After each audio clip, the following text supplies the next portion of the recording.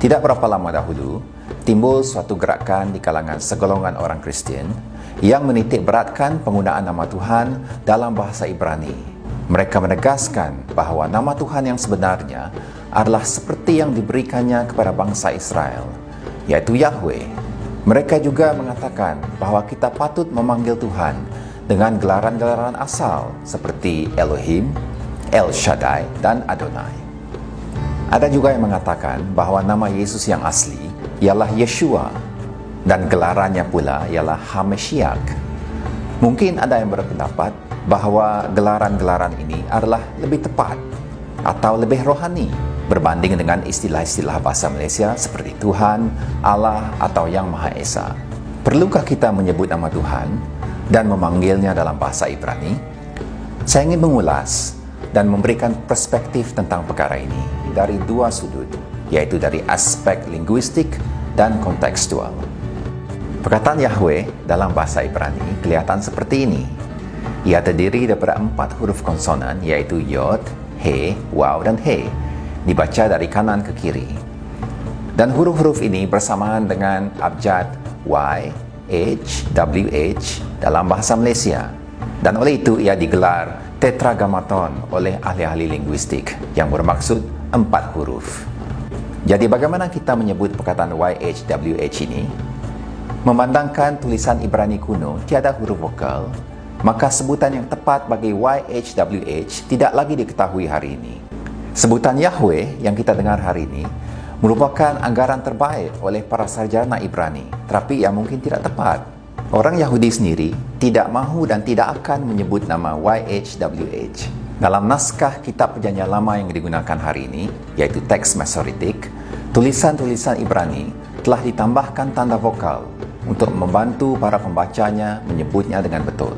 Namun begitu, tanda-tanda vokal yang ditambahkan kepada perkataan YHWH bukannya bertujuan untuk menunjukkan sebutan yang betul, tetapi sebaliknya ditambahkan untuk menuntun pembaca agar membaca YHWH sebagai Adonai atau Elohim. Amalan ini sebenarnya timbul dari tradisi Ibrani yang mengelak daripada menyebutkan nama YHWH kerana mereka khawatir sekiranya mereka menyebut nama itu sembarangan. Dan sampai hari ini, orang Yahudi akan menggantikan sebutan nama YHWH dengan perkataan seperti Adonai, Hashem, dan HaKadosh Baruch Hu. Yang menariknya, jika huruf-huruf Yod, He, Waw, He ini ditambahkan dengan tanda vokal yang diambil dari perkataan Adonai, ia akan menghasilkan sebutan Yehovah. Inilah asal-usul perkataan Jehovah dalam bahasa-bahasa Eropah, sedangkan orang Yahudi sendiri tidak pernah melafazkannya sedemikian rupa. Bagaimana pula dengan perkataan Elohim? Perkataan ini sebenarnya berasal dari istilah El, yang merupakan sebuah perkataan umum yang digunakan dalam dunia Timur Tengah kuno untuk merujuk kepada para ilah atau dewa. Namun begitu, dalam kitab Perjanjian Lama, Elohim paling banyak digunakan untuk merujuk kepada Allah Israel lebih 1000 kali. Sebab itulah ramai orang menganggap bahawa Elohim merupakan gelaran bagi Allah Israel sahaja. Walau bagaimanapun, di beberapa tempat dalam Perjanjian Lama, Elohim juga digunakan untuk merujuk kepada entiti-entiti lain seperti makhluk-makhluk syurgawi, ilah-ilah bangsa asing, setan-setan, roh Nabi Samuel yang sudah meninggal, serta malaikat dan malaikat Yahweh. Kepelbagaian ini menunjukkan bahawa sebutan Elohim tidak semestinya merujuk kepada Tuhan Yang Maha Esa. Ada banyak Elohim dalam Perjanjian Lama dan Allah Israel adalah salah satu daripadanya. Oleh itu, tidak ada keistimewaan bagi kita untuk menggunakan perkataan Elohim secara umum. Siapa yang dipanggil Elohim bergantung kepada konteks dan pribadi yang dimaksudkan. Satu lagi gelaran Ibrani yang sering digunakan ialah Adonai. Gelaran Adonai bermaksud Tuan atau pemilik. Dalam Perjanjian Lama, Adonai tidak hanya merujuk kepada Allah Israel. Ia juga digunakan untuk memanggil manusia atau malaikat. Misalnya, Mazmur 8 ayat 1 memanggil Yahweh sebagai Adonenu, Tuan kami.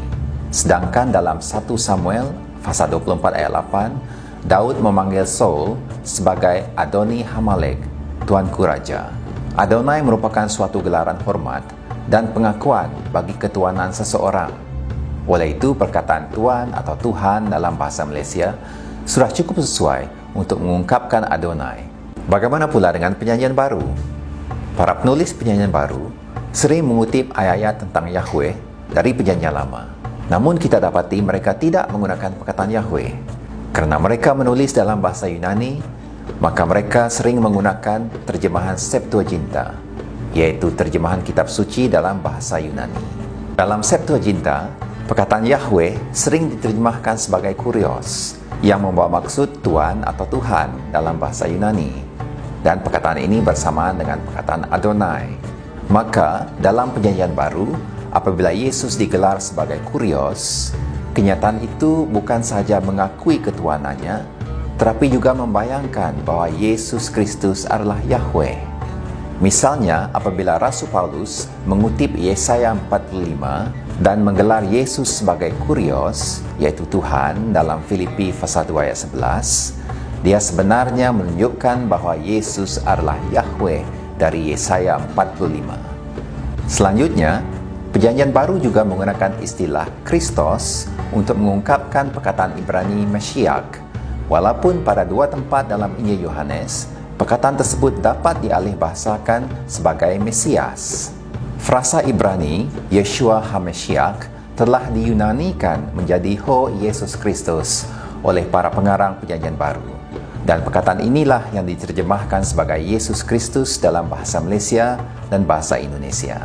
Para penulis Perjanjian Baru tidak mengekalkan istilah-istilah Ibrani, dan mereka tiada masalah meminjam perkataan-perkataan Yunani. Walaupun pada mulanya, perkataan-perkataan tersebut digunakan dalam konteks yang berbeza. Dan amalan inilah yang telah diteruskan oleh para misioneri dan para penterjemah Alkitab sampai hari ini. Oleh sebab itu, kita dapat menyembah Tuhan dalam bahasa ibunda kita masing-masing. Saya berpendapat, ada suatu perkara yang lebih penting daripada soal penggunaan nama Tuhan dalam ibadah, yaitu soal identiti. Siapakah Tuhan yang dipanggil dan disembah itu? Jadi adalah lebih penting bagi kita untuk mengenal pribadi Tuhan daripada menyebut nama Tuhan dalam bahasa asalnya. Para rasul yang semuanya adalah orang Yahudi tiada masalah memanggil Yahweh sebagai Kurios dan Yeshua HaMashiach sebagai Yesus Kristus. Mereka kenal pribadi yang mereka panggil itu. Mereka menggunakan lingua franca pada zaman mereka untuk memudahkan pemberitaan Injil dan penjiwaan iman di kalangan orang bukan Yahudi. Oleh itu, adalah tidak wajar bagi orang Kristen hari ini untuk meyahudikan ibadah kita.